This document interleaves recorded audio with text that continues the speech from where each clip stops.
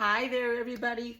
Welcome to my little corner where there's no wrong way to play with paper. Today we're doing another quilt block series where I'm taking 6x6 pads this time instead of scraps, and we are creating layouts using quilt block designs. And I hope you guys are enjoying it. I'm having a ton of fun, so much fun indeed.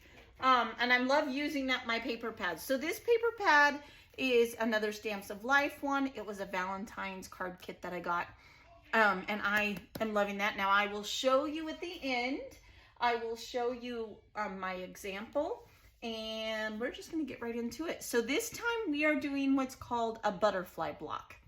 It explains itself, right? We're going to create a butterfly.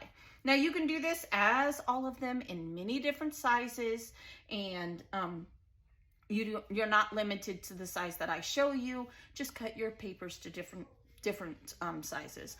I'm going to start with a 1.5 by 1.5 square, and then you need 3 of those, and then I'm going to have 3 by 3 squares, one of which I cut in half.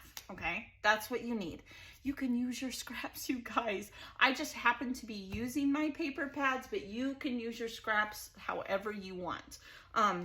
As I have said in lots of the other videos that came before this, check out that playlist if you want to see some more quilt block designs, all of that fun stuff. All right, so we're going to put this one in the corner only to use as a guide, okay? Now, you're going to straighten yours. It's going to look better, right? Because I get nervous. You guys know how I get. And then what we're going to do is we're going to put one of the small 1.5 by 1.5 here, one here. What that does is, as a quilter, you see in squares, right? So I see another 3 by 3 square, all right?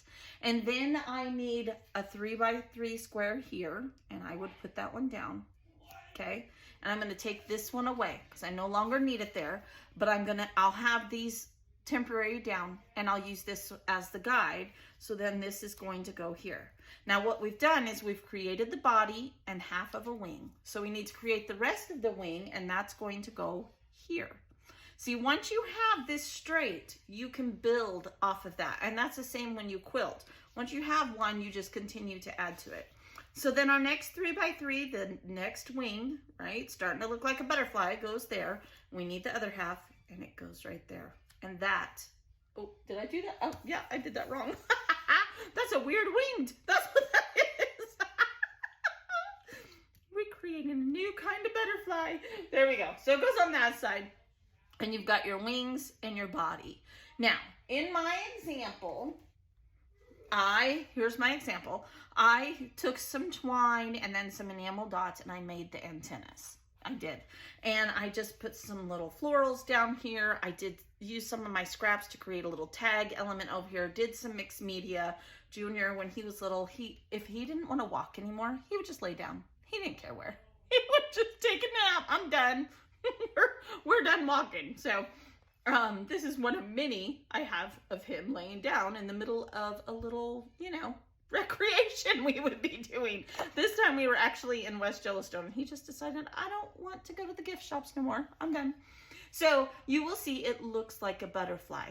You can use scraps. You can use different sizes. And I did cut some in different sizes. So that's the larger one. We'll just kind of swipe our board clean here. Now I'm not going to line this one up. But if you wanted to do a smaller one, you could do several, like maybe do 2 or 3 across the page on different areas of the page. And we would just do the exact same thing, right? You've got 3 of the smaller squares. These are 1 inch by 1 inch. Then you've got a 2-inch square. So basically your squares are going to double each other. Does that make sense? So you're going to want, if you did 3, 3, and 3, these would be 6 inch. Does that make sense? If you did half an inch, half an inch, half an inch, these would be 1 inch. I hope that makes sense. So here is just a smaller one using a 2 by 2 square to start with, because these are half the size of those. Hope that makes sense. And you can make smaller ones. You could do whatever. I like the big one. Just make it really stand out and use it as my embellishment. If you notice, that's basically what I did. I mean, yes, I did use some scraps and create some stems, and I used some puffy stickers from Stamps of Life. But this is my main embellishment for sure. It stands out. It's something different. It's easy, and it's using up paper. We all have papers we need to get rid of. So not too much more complicated. Really, quilt blocks are not complicated. They're really not, and they can make some beautiful layouts. Last time we did a lot of stars and flowers, and this time I'm doing more shapes and I don't want to say design because I don't think that's what it is, but more squares, circles, that kind of thing. All right, so that is number 4. I'm going to do my best to get 2 more in here. I know I can at least get 1 more in, but at the end, I am going to give away all these pieces that I use as examples. So make sure you come back. I don't know if it'll be the next video or if we'll get a 6th one in. I'm doing my best to get them in before I gotta go to dentist appointments and all that good stuff. So come back tomorrow. We'll do another layout. Thank you for being here. If you liked the video, give it a thumbs up. That's how I know this is the kind of things you guys want to see me do, using up scraps, using up paper pads, things we have laying around. Use what you have to create beautiful things. Your way's not wrong. If you make one, come over to Ginger's Corner. It'll be in the description as well with the playlist of the past videos, and show me what you're doing. Tag me in it so I can see the beautiful things you're making. All right, be blessed. I'll see you later. Thanks. Bye-bye.